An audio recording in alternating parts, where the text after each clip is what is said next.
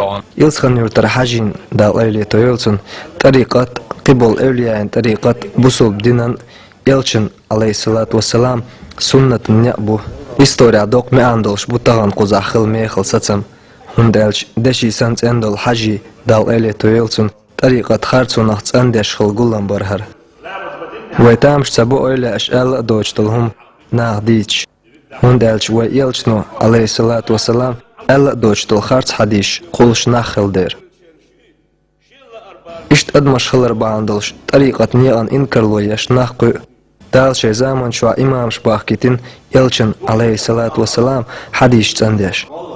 İşte diyastan şu evliyayn tarikatlarda dalvan ve Respubliki galxu Kadirav Ramzan hajvella.